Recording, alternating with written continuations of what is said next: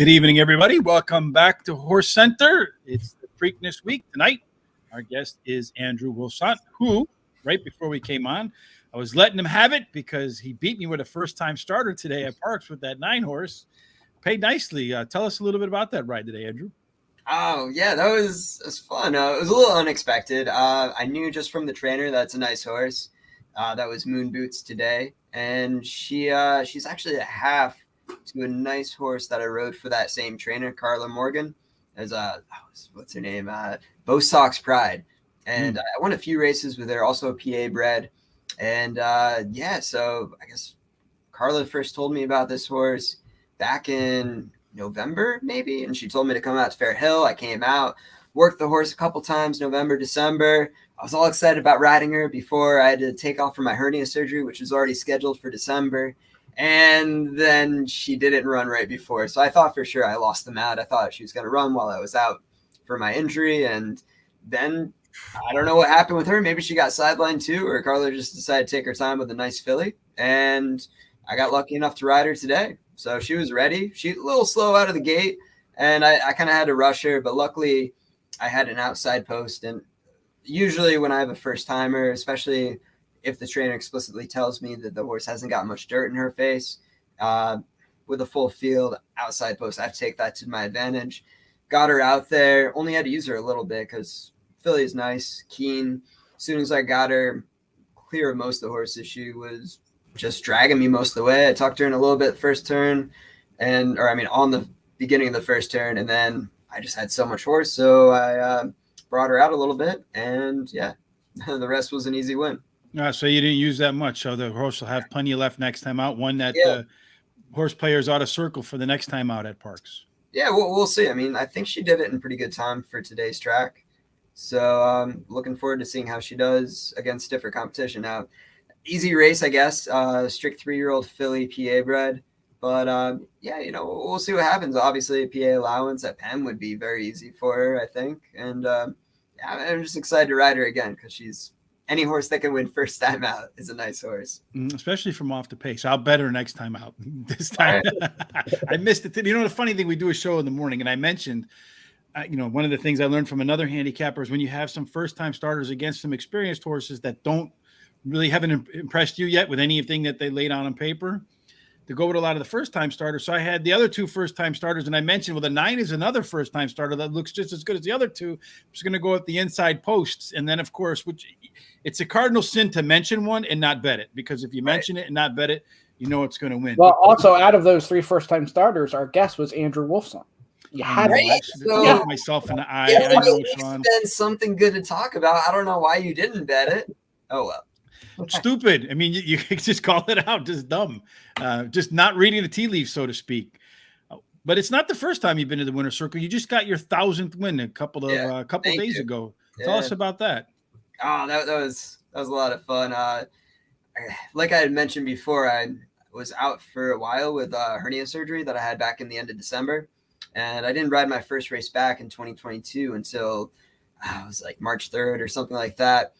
And so, having all that time off, I kind of lost all that steam. At the end of last year, I was, winning 3-4 races a week. I was really on fire. They had the 1,000 win sign already made up for me at Penn. They were ready to give it to me any day. And then I took off for my surgery. So coming back, it was slow. And then I got this amazing opportunity when Richard Englander, one of the top agents at Parks, who has Ruben Silver, he reached out to me. I was actually still on the sidelines, and he said, do you want to come to Parks? And so I had a meeting with him on my first race, after my first race back, and decided to move my tack to Parks, which has been great. And I'm really appreciating the opportunity. But whenever a jockey moves from one track to another, even though I've won races at Parks before, it makes it that much harder. So between coming back from an surgery, and then starting on a new racetrack, it's been super slow coming back. And I think I was maybe 6 weeks without a winner. So then I got 2 wins in the same day, which was my 900th, 99th, and my 1000th. And it was just extra special. One, to just win 2 on the day when I'd been working my butt off in the mornings, hadn't been able to win anything at Parks. and then get to not only celebrate 2 wins on the day, but also my 1,000th win. It was a lot of fun. So how do you make it through like a cold streak? What do you watch funny movies? Do you go to bed earlier? What do you do to make the time pass between wins when things aren't going your way? I don't know. To be honest, I wasn't really thinking so much about the 1,000th win. The cold streak itself, it was frustrating, but I've also been in this game long enough to know that stuff just happens, especially in the circumstance that I just painted for you. And I knew it was going to be a long haul going into. Of course, I was a little more optimistic and thought I was going to be winning more like 2 weeks after moving my tack, but not 6 weeks. Such is life. I just stayed busy. Yeah, I just worked my butt off in the morning. I've been there probably at least 6 days a week. A couple of weeks I've been there 7 days a week. Trying to get on at the very least a few horses a day, but usually it's like 8 or 9 horses a day. And you're just getting on that many horses a day. I'm tired, and I know I'm doing good. I know I'm seeing people when I have time. I know my agent's working his butt off. So I know everything's going in the right direction. That doesn't have me worried. And so stay focused, watch the replays, study the form. And I knew it was going to happen sooner or later. I just had to be patient. With part of that plan, is part of the plan to run Penn when Parks is not running?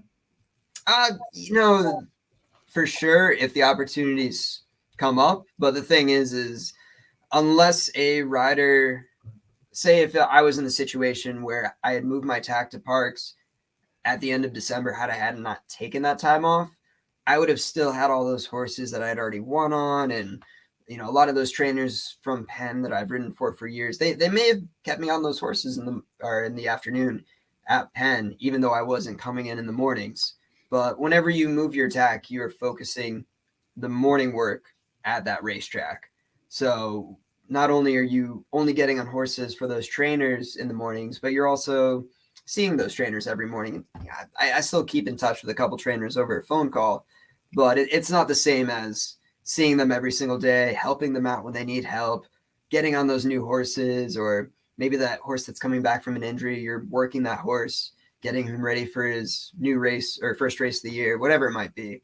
So I kind of always knew I lost a lot of that business from Penn, but I've been able to fortunately have a few trainers help me out. One, for instance, a horse named Mandate, which was a stakes winner last year. I got to go down to Laurel to ride him down in a stake, and that's for Robert Johnston at Penn National. And then he's entered again this week for Black Eyed Susan Day on Friday. So I'm looking forward to riding him there. So 2 other than, he's just coming out of a second in a stake. He won the Artie Schiller last year. So that's up at Belmont or Aqueduct. So, coming out of stakes company into a 2 other then, he should be very salty. Looking forward to that race at Pimlico. And so that's, one trainer, and, a few other trainers have definitely helped me out. And I'm sure they will help me out too when they send horses to Parks when the riders of those horses can't go. But for the most part in my industry, it's the riders who are, riding the horse last and riding them well, and the riders who have done well for that trainer recently and seeing them in the mornings, helping them out in the mornings. Those are the riders that the trainers are most loyal to. And I can't fault trainers for that. Speaking of Mandate, and you said about that win last, what was that, in November in the Artie Schiller Aqueduct? Artie Schiller, back in November. Speak about that and how big of a win that was and how good that felt. Oh, that was so much fun. I had my girlfriend and one of her friends out there, and they're watching me. And I remember telling her, like, I love this horse. He's been training better than ever, and he was coming off of a win. But I know how tough New York is, especially New York Stakes. And I was telling her, like, some of my idols, like some of the best jockeys in the world are in this race. And I'm 44-1. I don't expect to win, but I'm glad you guys are coming to come see me ride. I was only riding the one race, so I almost felt silly for being there. But I knew the horse was training better than ever. And I knew he deserved to have the shot. And, Bruno Chickadance, who, was super loyal to me, to invite me to come up and ride there, even though he probably could have gotten a top New York rider. But, maybe it was for the best because I had faith in the horse since I'd been working the horse. And, so it just set up perfect because he broke on the outside just the way he won the Laurel start, the race prior. And I was able to not let him drop way back. We just, I don't know, shared the last position. But as soon as we hit that first turn, you know, he was in the bridle and he was just dragging me there. And I noticed as soon as we got into like middle of the turn or maybe the backstretch, they're really slowing down the pace up front. So luckily I'm on the outside. So I just turned him to the outside and let the horse drag me to where he was comfortable. And, you know, that was the right thing to do. And the rest of it was just the horse and an easy trip. You know, I knew that as well as he was traveling over that, it was a little bit of a soggy ground, that he was going to pick up something. I still wasn't expecting to win, because how could you when you're on a 44-1 shot against some top trainers? But he was just moving at the right time and coming with plenty of steam. And then down the lane, he was really rolling. I got in front of Johnny V and won the race. And during the gallop out, I passed Johnny V and I yell over to him. And I know the guy, I've had dinner with him, and he knows I'm just that little jockey from Penn National. So I yelled over to him, Johnny, that was my first big stakes win in New York. And, usually if you get beat at the wire, you're not all smiles after the race, but Johnny V, what a class act. He had a big smile on his face. He's like, oh, that's great, Andrew. I'm so happy for you. And yeah, that I'll remember for a very long time. So that was awesome. Is there any sort of like a ritual when you win your first stakes race? I know you win your first one. Well, I mean, you get showered with, you get powdered, and some people get shoe polished. What happens when you win your first stakes race? No. I mean, that wasn't my first stakes race. I've won a handful of PA bred stakes races at Penn National, Presque, and also Parks. But that was my first listed stakes outside of Pennsylvania. Mm-hmm. But so it was bigger, but it wasn't my first. I would say my first graded stakes, which still hasn't happened yet, would probably be the next feather in my cap that I'm looking for. Still, I don't think the guys get painted for that. When I won my 1000th race, though, one of my oldest buddies, Adam Bowman, who has his tack at Parks as well, I went to school with him at the North American Racing Academy. And so he made sure to get me with the shaving cream and the ice cold water, and a couple of the other guys did too. But yeah, I don't know what the ritual is. It all depends on every track. So do you prefer the day racing at Parks instead of the night racing, or it doesn't matter when you race? I prefer winning. So, wherever you're sending me with a winner, it can be at 3 a.m. I don't care. But I don't know. It's weird because I got so adjusted to Penn National late at night. I was most of my career there. I started down at Laurel, but I only rode, maybe 50, 60 races down there before I moved to Penn. And so, yeah, most of my career there, obviously I shipped out of town for day racing, but you just adjust to performing at your best level at night. And, sometimes you have to like tweak your eating schedule or when you have coffee, something like that. But I think it's just something you have to get used to. I talk to a lot of the guys who ship into Penn and they hate it.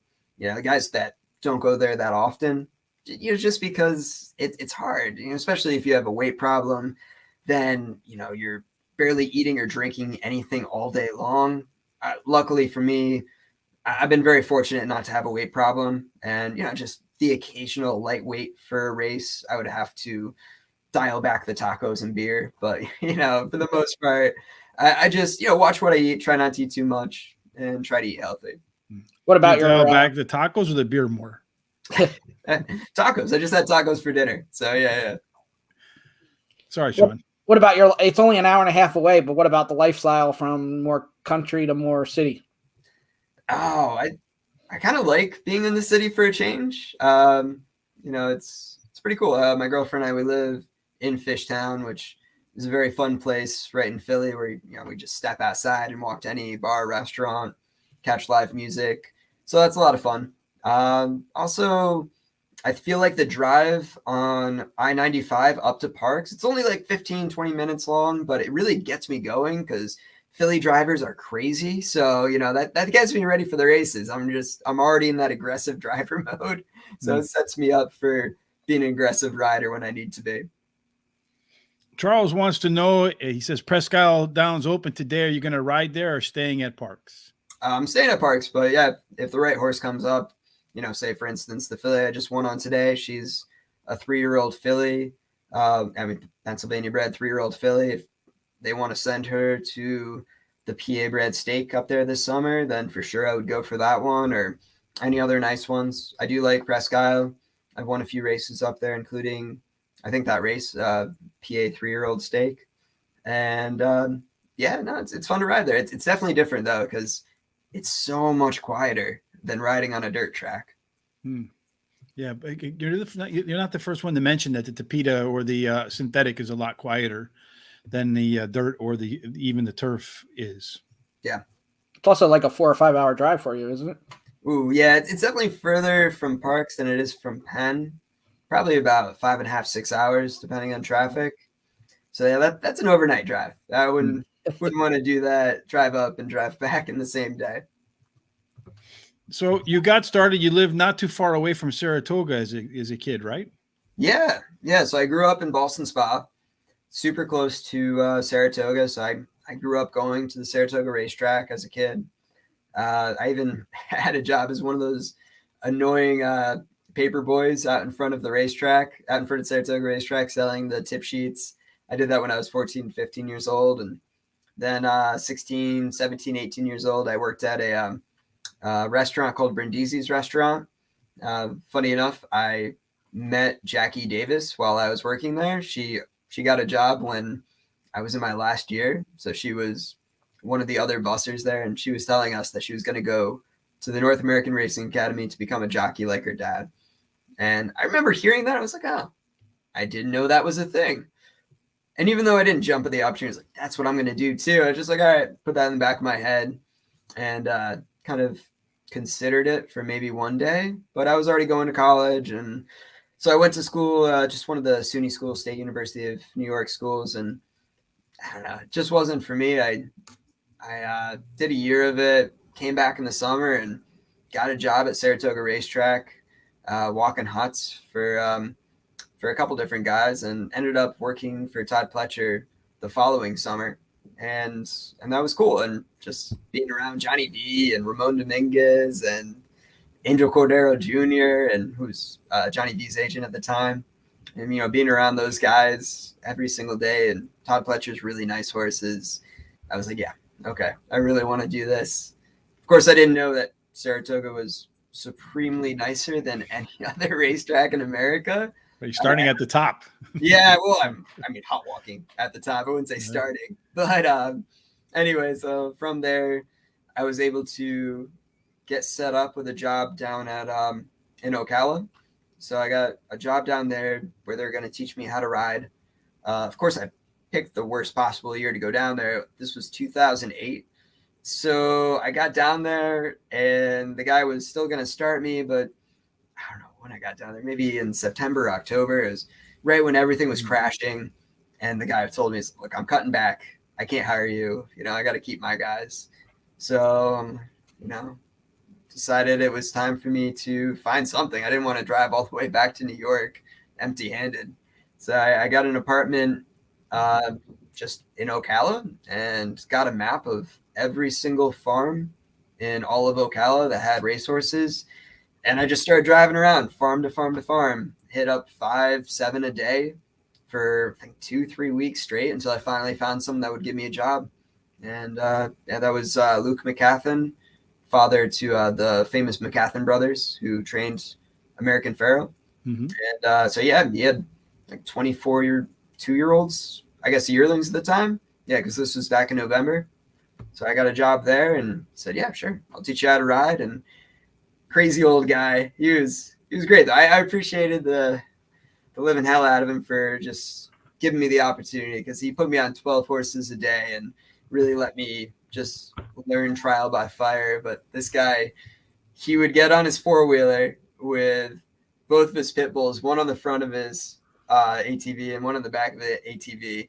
And they would ride around this little half-mile dirt track as I was galloping these babies. Super green. I didn't know anything. He would just shout stuff at me, and the dogs would be barking at me. He would be barking at me. And this was how I learned it. It was a little nuts looking back on it, but I think more than anything, the horses taught me. Trial by fire, right? There's a good way to learn. Exactly. Laura Feldman says, what was your very first race ever like for you? I think it was the same as most jockeys. It was over in the blink of an eye. I remember being nervous about it, but I'd broken enough horses out of the gate before that I felt confident with that. Little knew of like putting down the goggles and, you know, being in the gate with so many other riders. Remember being a little bit nervous, but it was one of those things. As soon as the gates opened, it was like, all right, it's just like the morning.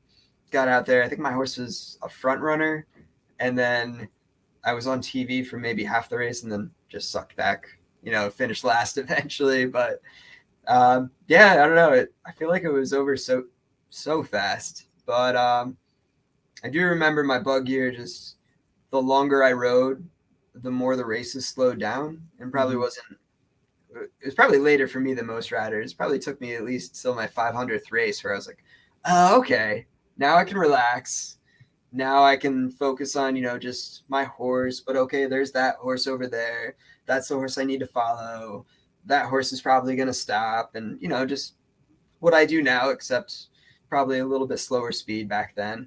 But wow, those first 400 races or so, they go by so quick. It's so hard to think on your feet when you've never done it before, and then it's going by so fast, 35, 40 miles an hour. It's really crazy. But now it's a lot easier just to stay calm and think in the moment. Just right on the outside and beat Rich with the 9. We started. So you mentioned coming in Ocala in 2008 when it crashed. I noticed on your Twitter feed you got hashtag Bitcoin. Speaking of crashing, are you a big Bitcoin guy, and what do you think about it now? I think it's a great time to buy. I mean, this isn't a Bitcoin show, but no, I've been in it for a while, and for me, it's just a savings vehicle, especially with as crazy as my career is. You know, I could go down tomorrow, and that's the end of my career. And, you know, Bitcoin is one of those things where if it's not valuable today, it's going to be valuable sometime in the future. And, you know, I want to have something that, you know, I could, you know, help me out in the future. You know, I have other insurance policies and other investments too, but, you know, being a young guy, you know, investing in something on the riskier side that also has proven to be, you know, gone up in value over time, it's been a winning bet. But we'll stick to the racing because you don't want to get me started on that. I might talk your ear off. Oh, it's okay. You could talk about Bitcoin. We're about everything here. You know, I was in the futures. I used to work at a futures firm, and we were sitting around talking about Bitcoin when it was like, I don't know, like $200, and it crashed to 100. And I was like, see, it doesn't have any intrinsic value. What are you guys doing? And then when it's like at 60,000, I feel like an idiot. Just kind of like not betting on a 9-horse at Parks today. So now you know why. Well, I learned a long time ago that I'm a much better jockey than trader. And I just, you know, put a little bit of money off to the side when I have extra money into Bitcoin, and I don't try trading because I don't know how you ever did that futures trading, but not for me. I can't handle that stress or, you know, sitting in front of a computer all day trying to read those crazy charts. It's like reading tea leaves to me. I don't know.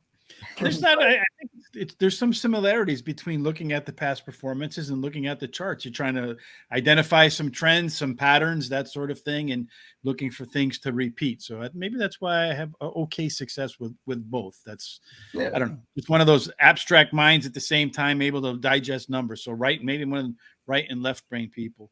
So maybe we'll get into it one day, but I do love, you know, reading the forum and, you know, just trying to figure out what's going to happen in the race. You know, I'm not a handicapper per se, because I'm not trying to bet on the outcome of the race, but I'm really dissecting how the opening stages of the race are going to set up. And I'm really trying to figure out where the best place to put my horse, you know, and I'm also watching replays to see how my horse likes to run and see how the other horses like to run, paying attention to jockey changes, seeing how that might affect the early running of the race, the early setup of the race. You know, of course, track bias is a part of that. But yeah, no, I always have fun with that. And then if I do have time, which I try to make time to go back, watch the race again while looking at the chart and see, or not the chart, the form, and seeing if I called it the way I thought it would be. And, you know, I think that just makes me sharper. Is there always that move that one jockey makes that completely throws everything off, and you're like, what the heck was this guy thinking? Yeah, well, I mean, they always say just play it at the break, you know, because, you know, I got friends always make fun of me because I always have all this chicken scratch all over my form because I'm, looking at every little angle just to seem like you're not going to remember any of that. I don't, but maybe there's something in here. If it sets up one weird way that I'll remember, oh yeah, this horse really likes the outside. And now I'm going to be paying attention to that 20-1 shot that I wouldn't have thought of earlier, something like that, whatever the case might be. And, but there's some times where it all goes out the window. The horse that is supposed to be coming from dead last ends up breaking really well, and I have an outside trip, and it doesn't really matter who's in front of me or who's, inside of me. But yeah, no, I don't know. It just makes me feel more comfortable going into a race when I've done all the homework going into it. Yeah. Knowledge being power. Yeah. One of the things that, because every Monday we do a show, Terry and I, we full card picks at Parks. And one of the things that I've found is, you talk about track bias, 5.5 furlongs, the rail can win. 6.5 furlongs, the rail wins. So you would think at 6 furlongs, if they wins at 5.5, it wins at 6.5, the rail would be all right. But there's been like 130 some odd races at 6 furlongs, and only 8 times has the rail won. It's really a low amount. Is there something weird about where the horses break from 6 furlongs that would put the one at such a disadvantage, or has it just been a string of maybe not so many good horses getting the rail draw?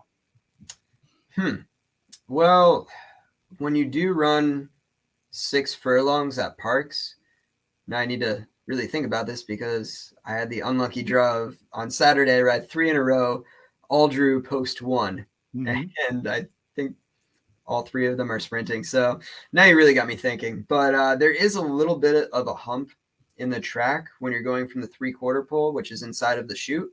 So the 6.5 is further in the chute, which is more level ground.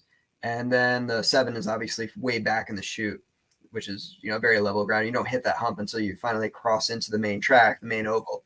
So possibly when the horse is first breaking out of the gate and has to get over that little hump, it's a little extra navigation that some horses don't like, or maybe that forces the rider. The other thing is when you're coming out of there, the worst possible place to be in is on the rail when the outside horses are pushing you in.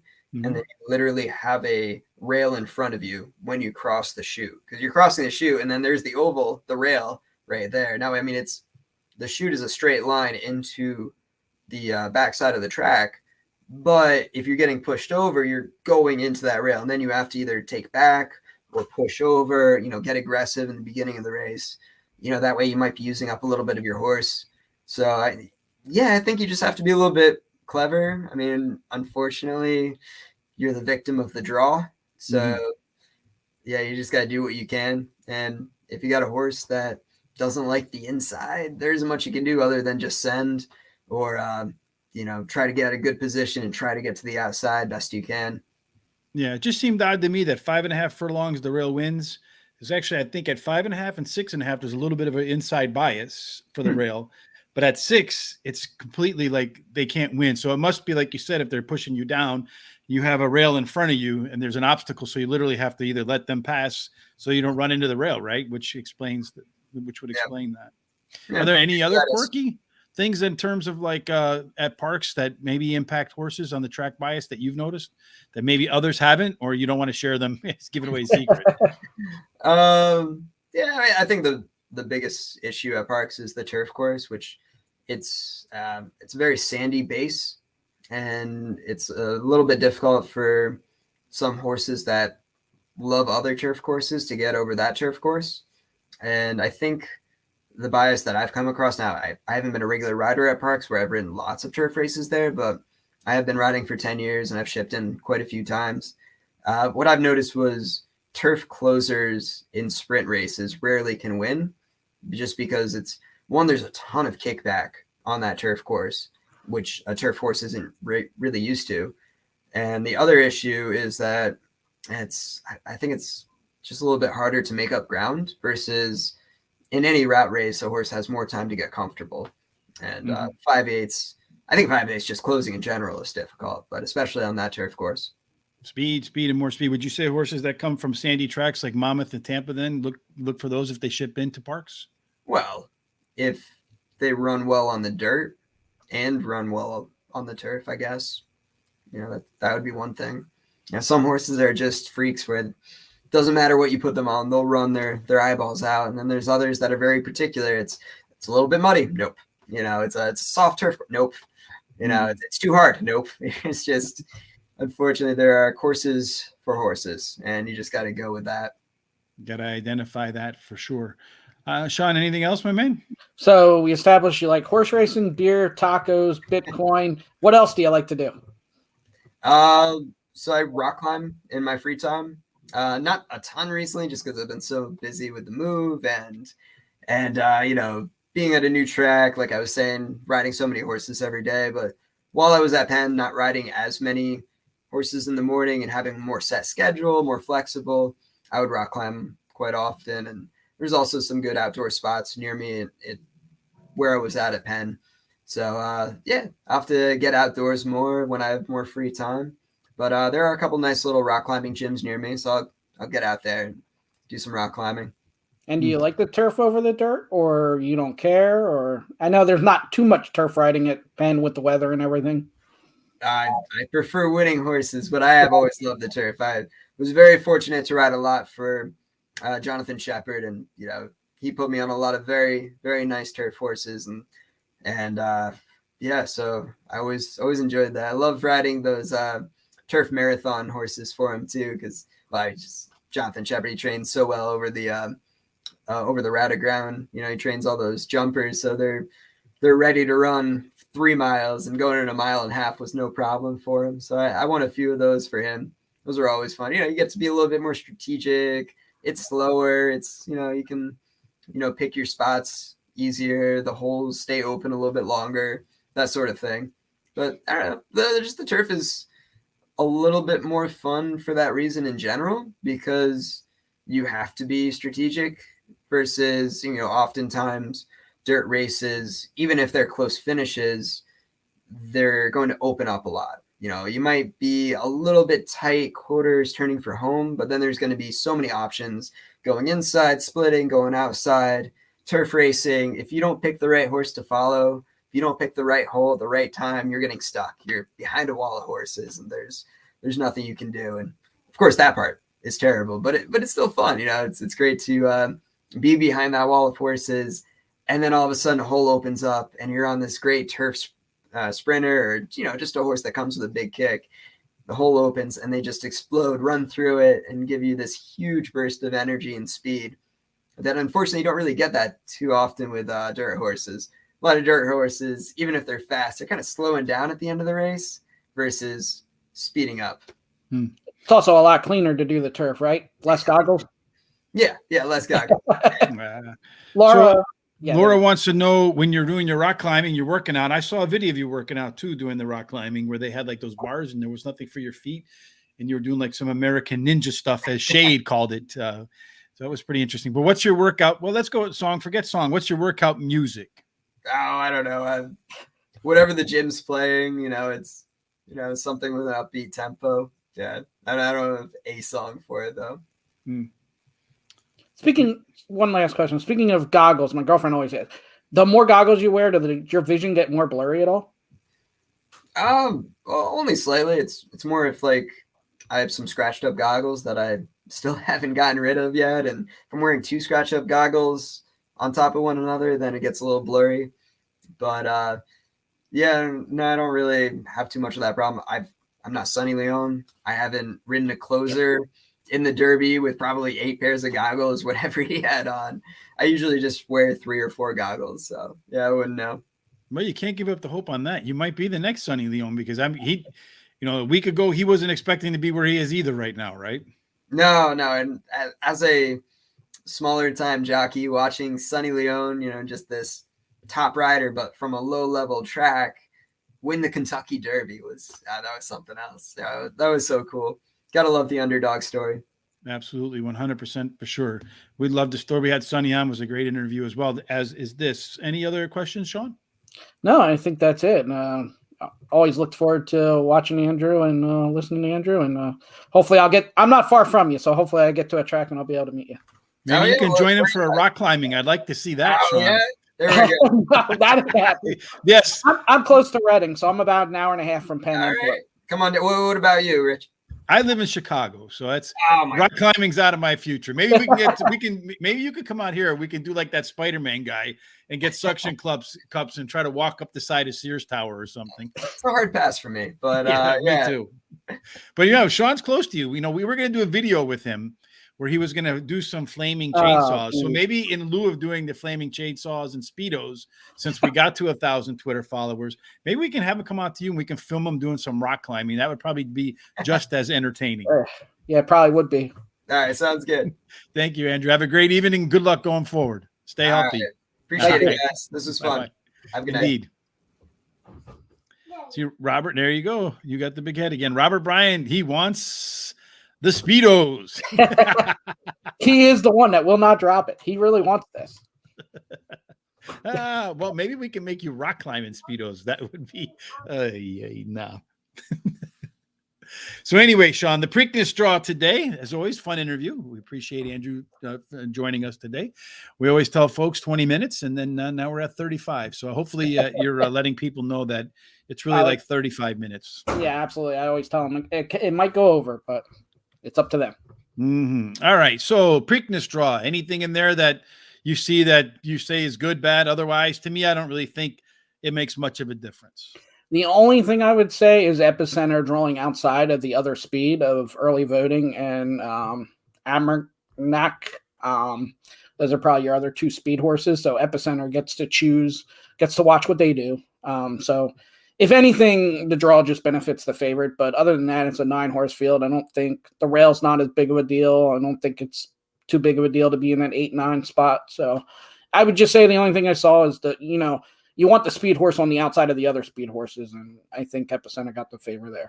Well, certainly I would say watching the first couple of days at Pimlico, speed on the dirt definitely was the way to go. So we'll see if that holds up on Thursday and Friday Thursday and then Friday going into the Black Eyed Susan and all those stakes races. And then on Saturday. And once again, we'll put together a wagering guide. We'll let you know when that is complete. It's going to be another long bleeping week of work, but we'll take care of all that for sure. Somebody who's not going to be riding at the Preakness, I guess he's learned to be aggressive at New York pretty fast. Huh? Yeah, I think it was his first day riding there that he got this suspension. Mm-hmm. So what do you think about that? Pratt's going to serve a 3-day suspension. He's going to miss the Preakness. When we were talking with Sean Patrick Nolan, now that he's not a guest, I got his name right.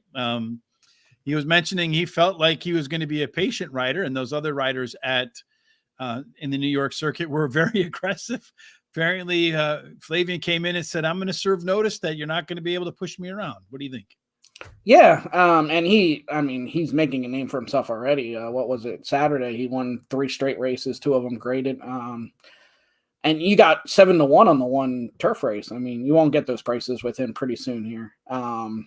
What's odd about this, and a couple of people asked this, is that usually these big race days, they overlook the suspension.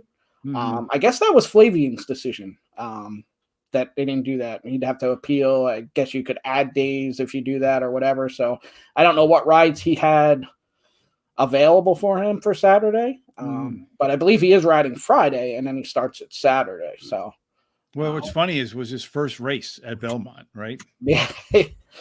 Yeah, maybe they were out to get him, and they didn't. They were like, "You got to go back to California." Going back to Cali. Anyway, Hawthorne Racecourse by me. This is a case of less being more. Shawn, they're canceling the races on Sundays, 5 Sundays, and then they're going to move some of those horses that were going to run on Sunday to the Friday and Saturday card to take the 8 race cards and move them. 8 race cards, move them out to 9, 10, or 11 race cards. So this is a case of less being more, or do you feel like, you know what it is? It's just, Illinois racing is for thoroughbreds is probably in a bad spot right now with Arlington being closed. I'd see a lot of these Arlington horses, they've moved off to different parts of the country, and they didn't really stick around to run at Hawthorne.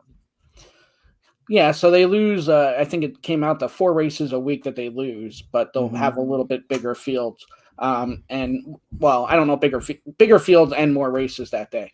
As a fan, if you're going to the track, I always think going to the track, if you get 10 races, it's a lot better than going with 8 races and 5-6 horses. So I think as a fan going to the track, I think it's beneficial and a good thing. But don't you maybe think that they should move to me, I'm just thinking it's Chicago, right? And, it's a blue collar city, as they say. So it means a lot of people working 9 to 5 or maybe some overtime Monday through Friday. Wouldn't it maybe make more sense to take the Friday card and move it to Sunday so that families can go on the weekend? Or am I missing something there? No, you could, but then also you're going to go up against the bigger tracks too. Not as far as people going to the track, but as far as handle for the track. Which is something that they brought up, that they don't mind being late at night on those nights because it lessens the competition and their handle actually goes up. So they're probably looking out for the best interests of horse racing. I know that the Illinois Racing Board still has to approve these requested changes, but I just think that it's a tough road for Chicago horse racing. They're going to open up a big casino not too far from where I live, a Bailey's Casino, where the old Sun Times building used to be. And I think that's just going to be another draw that takes away from horse racing in the Chicagoland area. It's going to be a tough sell. I wouldn't be surprised if in another 5-10 years, there's no horse racing around Chicago. That's just my feeling. Yeah, I mean, there ain't much else around it, and that's the problem. You can't get the jockeys to come because they're nowhere close. So, well, there's nothing there. I mean, it is Stickney, Illinois is it's a residential area where the track is at. If you haven't been there, Arlington was out by Schaumburg, Illinois, a little bit of a more affluent suburb, more things to do. It's a real pain in the butt getting there from Chicago on the highway because traffic could just be absolutely insane. But there was a train stop literally right behind the track, so you could take the train to work if you wanted to. I guess that would be an interesting way to get there if you're a jockey. All right, so one other thing, Shawn, Presque Downs, as was mentioned a little bit earlier, did open up today, and that means tomorrow it's going to be the track that Terry and I do for our track of the day. So make sure you tune in for that. Terry and I at 12 o'clock Eastern will make our picks for the 8 race card there, including our hot dog pick 4s, our prime rib pick 4s. We both missed on both of them today, but I did manage to hit my box it up, which was a big plus, which hopefully tomorrow I can, I started off the pick 5 and and that's the race where Andrew's horse got me with that 9 horse. And I did, that's the cardinal sin. Don't mention the horse if you're not going to take the horse, because if you mention the horse, you don't take the horse, that damn horse is going to win every single time. Yeah. Presque, I mean, they looked pretty healthy today. And I mean, they got some good jockeys there too. Pablo Morales, Antonio Garardo. The guy from Woodbine was even there. I don't know if he's going to be there all meet. And then Willie Martinez came back. Ran one race today and he won. Good for Willie. Yeah, 5-2 morning line ended up actually going off at 4-1, and he won pretty easily. But well, hopefully he has a lot more in there for him and Jamie. I'm sure that they certainly like when they end up in the winner's circle. Give them something, the reason to celebrate, and we certainly appreciate all their support and want to see Willie in the winner's circle all of the time. So we can make it from Jay Marco's Willie winner's circle. Sometimes, Jay, we can make it Willie Martinez's winning circle occasionally. Yeah. So that who's our guest tomorrow night, Shawn? And tentatively speaking, I know it's not in stone yet, but who's our likely guest for the Preakness? Okay, so tomorrow we have on trainer Aaron West, and then Wednesday Breon Cup, who ditched us last time. Hopefully, it was just a miscommunication. I have her phone number this time, so we'll make sure that happens. She doesn't always check her social media. And then Thursday for Preakness, we will have TVG personality Todd Schrupp. Is that in stone now? It's not in stone.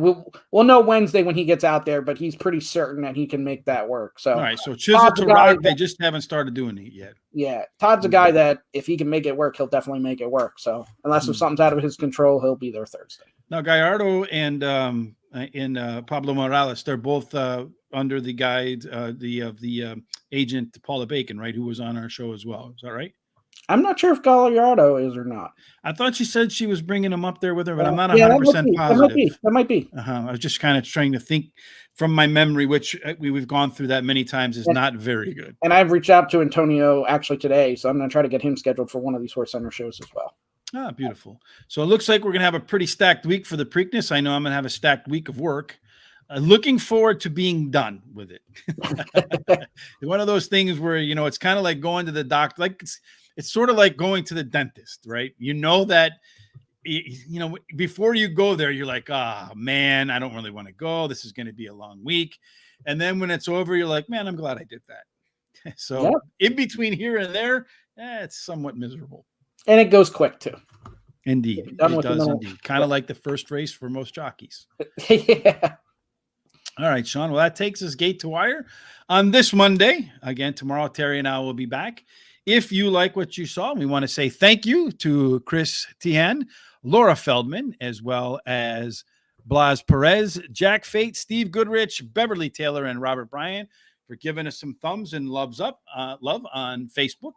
If, like them, you like what you saw tonight, please give us a thumbs up on Facebook. Follow us on all of our social media sites, Twitter, Facebook, and Instagram at Horse Race Today. And while you're here on YouTube at Horse Racing Radar TV, please click the like button, hit the bell so that when we go live with all of these guests and when Terry and I make our picks, you'll be notified right away. And much like Facebook, while you're on YouTube, give us a thumbs up. The better our ratios are, the higher we go in their algorithms, the more people actually find the show. I want to thank everybody for their comments today. We encourage everybody to let us know what's on their mind if they have any questions or they have any picks when we do our shows with Terry and I, our pick shows, or on our Players Edge podcast. Make sure you let us know what's on your mind and what you think is going to win at the track.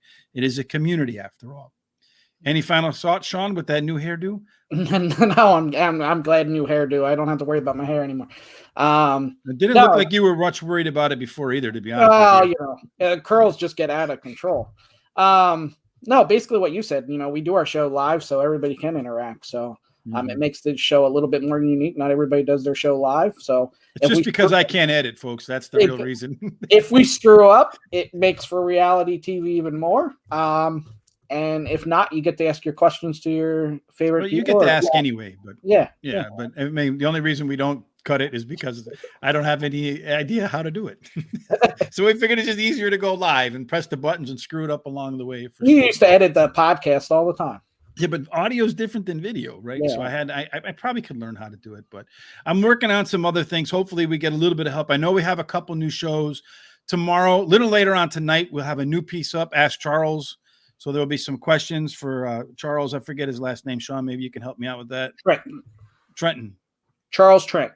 Okay, yes. So Charles has been in the business something like 37 years. Yep. So it's an Ask Abby, if you will, about horse racing. So really an educational piece to what we're doing here at horseracingtoday.net. So if you have any questions about horse racing whatsoever at all, you can submit them to Shawn directly on Facebook, Twitter, Instagram. Or you can email them to me at GTSRichB, but you're probably better off giving them up to Shawn because he'll make sure they get forwarded. I'll forget about it. And then we have another show, hopefully, or two, that we'll be introducing to Horse Racing Radar TV in the not too distant future, which we think people will like. Yeah, absolutely. I'm looking forward to it. Can't wait till they start. Absolutely. 100% for sure. All right. That takes us wire to wire today. Shawn, any final thoughts before we go? No, that's it. Yeah, that's it. As always, we want to thank our guest, Andrew. It was a great show tonight. We appreciate his presence. When you're at the track, cheer him on. Hopefully we see him in the winner's circle more often. Till we get together again tomorrow, as always, we hope that your night and your day and everything that you do ends up in, we'll go with it now, Willie Martinez's winner's circle. Absolutely. Have a great evening.